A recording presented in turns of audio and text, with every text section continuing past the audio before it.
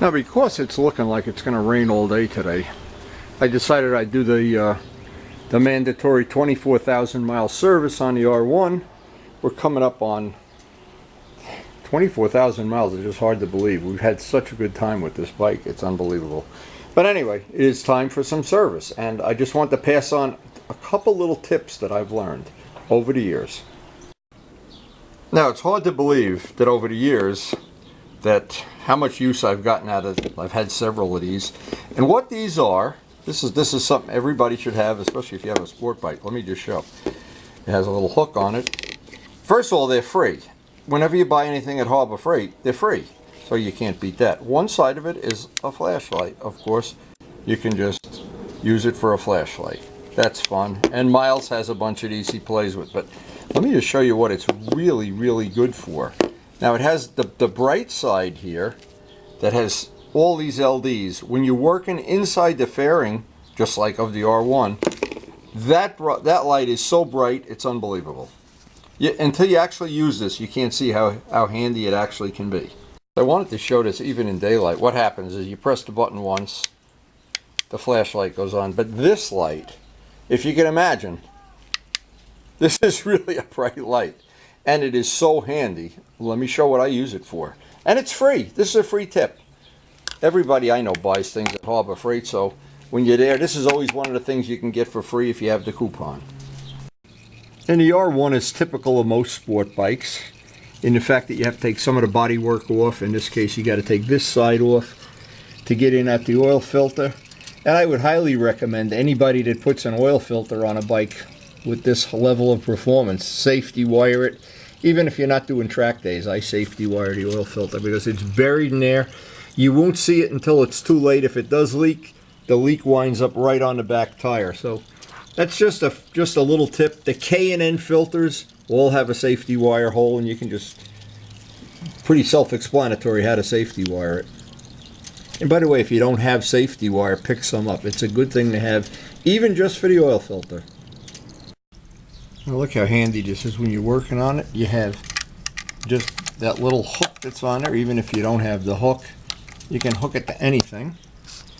It really, you can move it around a certain amount. But now it gives you some light to work in by the engine, and this is really, unless you have a drop light, and everybody that has a drop light knows it always winds up breaking a bulb. This is a great little tool, especially for doing this kind of maintenance. Now, another tip. A lot of people don't do this, but whenever you're doing an oil change, and of course it's pretty, every bike needs an oil change. While I have the fairing parts off like this, I'll clean them up with the buffing wheel. I'll take the little the fasteners and run them on a buffing wheel. Clean everything back up to where it's like brand new when I put it back. Not everybody does that, but then what'll happen, little by little, the bike starts to look older and older and older, and if you do it every time you take the bike apart, it stays looking new. Or as new as you possibly. Maybe I should run my face on a buffing wheel. I know you're thinking that. Now another thing, once these pipes cool down, it only takes a few minutes with the little buffing wheel, and I'll clean the pipes up again while I have the fairing, this side of the fairing off. It's very easy to get in here and clean it. When the fairing's all on, you got to bend your hand around and clean. Oh my God. And having this light, boy, this light makes the whole difference. That light, it's such a thing you never think would be that handy to have until you go to work on something.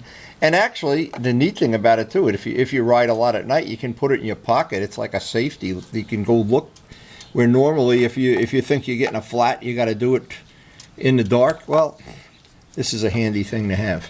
Believe me, I never underestimate how handy this and that little flashlight you get for free from Harbor Freight too.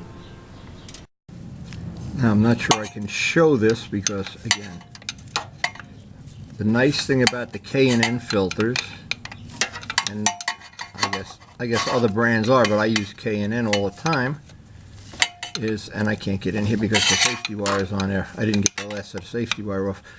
When you get to that, once it's loose, you can just spin it off your hand. But being able to get in there, the K&N has that nut on the front, makes it very, very easy to get it off if you're doing your own maintenance. Now, we all know getting that oil filter out can be really, really a tight squeeze and fit. And it's best right now, if you can, to just go have a cup of coffee and let everything cool off, because these pipes, obviously everything's red hot.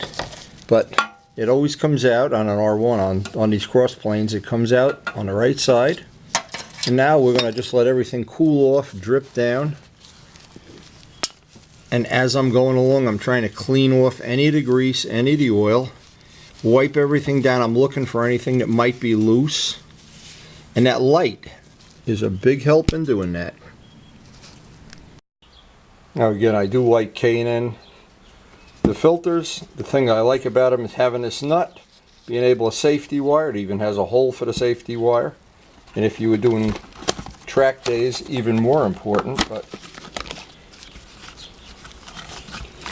I always think whatever I spend on oil and filters, I'm going to get back many times in enjoyment. And because we ride this bike, well, there are times we have opened the throttle once in a while that I want to have the best oil and the best filter possible. And I'm not like I'm getting paid by K&N, but these I think are really worthwhile. They're really good.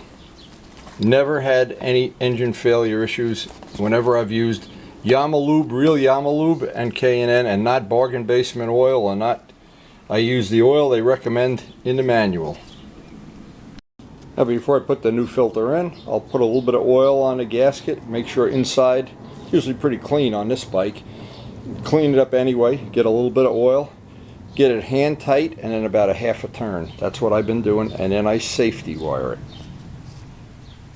And again, the crossplane R1 is pretty easy to work on, relatively easy, but there's only one way that oil filter goes down in there, and it's really, at some point in time, if you're not aware of how it does, it's got to go up, around, and over, and then I've got to get to the other side of the bike, line it up, make sure I'm not cross-threading it, and I get the safety wire on from the other side. Now I'm real fussy about another thing, and I've, over the years, I've come to appreciate this. If you have something else to do in the middle of this, like for instance, if you have to go mow the grass or go have lunch or something, it's good to just let the bike sit and let it drip, because you get out an extra, well, maybe a shot glass full of oil. And what I've done in the past, I've moved the oil pan and put a glass under there to see how much oil comes out. And in about a half an hour, you get about a shot glass full of oil. So why leave that contaminated oil in there if you're going to do the bother of adding brand new, in this case, brand new Yamalube 1040? May as well do it right. Here's another little tip. These rugs come from Lowe's, and what they are about 10 bucks each. They're rubber on one side. So now I have a carpeted garage, but this may be, if you have a concrete garage, even you don't want to get that oil on there, or linoleum or whatever. And you can see, no matter how careful I am, I always slobber some around. But now it's on a rubber back rug. I can just take some simple green, wash it down, put the rug back in position, and then when that rug gets used, I can throw it away, and I still have new car. This is 20 years old here. New rug underneath it that's not all soaked with gas and oil and everything. So that's another. I always like to put as many little tips on the video as I can. The little rugs, you can flip them to the rubber side when you do this kind of dirty work, or drain a cooling system or anything sloppy, and then just put them back when you're done. And if they get too ratty, throw them out and just get another one for 10 bucks. Now here's another one of those little tips. A little tip. This is a painting stick you get for free. It's not something you even have to buy, but it's a nice consistency of wood, not balsa wood or whatever. You can take this stick, put that in there, fold that back. Now you have something that you can get inside here. See, I don't want to have, and it's just me. Let me turn the camera around here. A little difficult working on my back. I don't want any oil up in here, and you can't really put your hands up in there. I want to clean this up before I start the engine, otherwise what happens, I get smoke in the garage, and then there's a big stain on the exhaust. And actually, I've polished these exhausts to the point where I don't want to lose that nice finish, reasonably nice finish. In fact, this weekend, somebody noticed up on Perkins, the bike was just sitting there, and the sun was just hitting the pipes just right, and said, "Hey, look at those pipes, wow." And I was thinking, well, that's the way I want everything, you know. I don't want to have stuff that, and some bikes when you work on them, they're so dirty inside, it's not even fun to work on it. When they're clean, at least you feel good about working on it. And that light, see the way that light is shining in there? Just makes this maintenance a little bit easier. So you got 2 free tips here, the stick, the light, and I got one more before the video's over. This is a little tip Jose sent me, and I went and tried it, and it looks like it works pretty good. This is chain and cable lube, and he said he's been using it for quite a while. It works good. When he told me that, I went and looked at the chain on his bike, and it looks like it's working. The back wheel isn't all full of oil and grease and everything, so it works pretty much like chain wax does. And this, when you have the coupon, it's under $5 for a can. The chain wax is 12 or 13.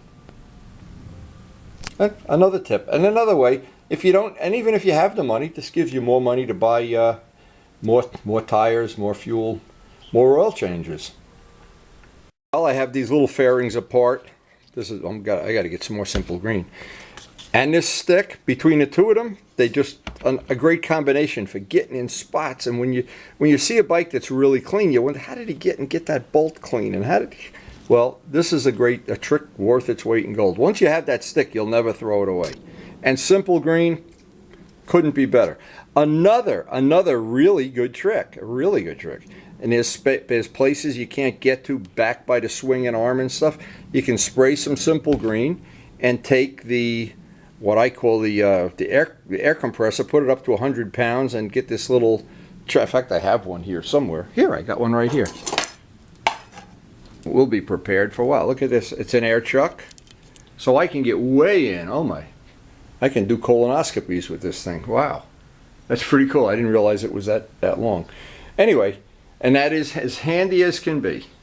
Just and these little videos that I make hopefully pass on some tips, and hopefully you'll pass those tips on to other people. Now, another small little tip. When you go to take this plug off, if it's tight to put the oil in, rather than just take a pair of pliers or whatever, take a microfiber like so. In fact, it's hard for me to do this right now. Put that microfiber on there,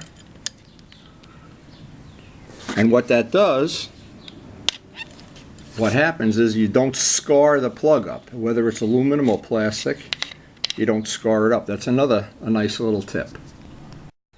Now, I've for many years, track day, street riding, whatever, always used a lot Yamaha lube. Now, the reason is pretty simple. I don't want to mix and contaminate oils and put half chemical, no chemical, put Crisco, and I know people do that, and they seem to get away with it, but this oil has never failed me. I've never had to do any maintenance on an engine that was oil related, and we have ridden the bikes pretty hard over the years.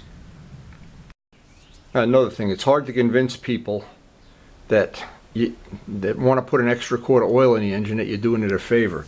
There's always 2 little window marks on the little glass window, and I have heard that when you put too much oil in, as an example, that the whole window is covered with oil when the bike is upright, level, and flat. What you risk doing is blowing out oil seals or doing other things that are not good for the engine. Of course, if it runs low on oil, you run the risk of doing some mechanical damage. So, needless to say, every time I ride a bike, I would check the oil and try to keep it right in the middle. Another thing I've noticed is this is really something a lot of people it happens to them, but they don't understand why it happened. If you've done an oil change and put more oil in than necessary, let's say you're just about up to the top of the window, all of a sudden, one of the things that can happen is when you pull a clutch in all the way, that extra oil makes it difficult getting the bike dropped into first gear. You'll hear that big clunk, clunk, and if you get the oil down to the right level, it minimizes that. So a lot of things, I put the oil in. This bike, I put the oil in very slowly. When I get 3 quarts of oil in it, I just hit the starter, let it run for a minute, then go have a cup of coffee, come back, and make sure I'm right in the middle of that window. Though I don't want to put extra oil in there, is what I'm saying. I want to be right in the middle of that window when I'm done. Now after adding the oil, I just want to make sure I'm getting all the parts cleaned up and check that I don't have any drips at all.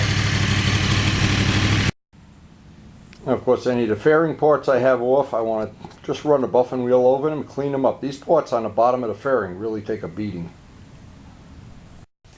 And of course, again, our beautiful Harbor Freight buffer.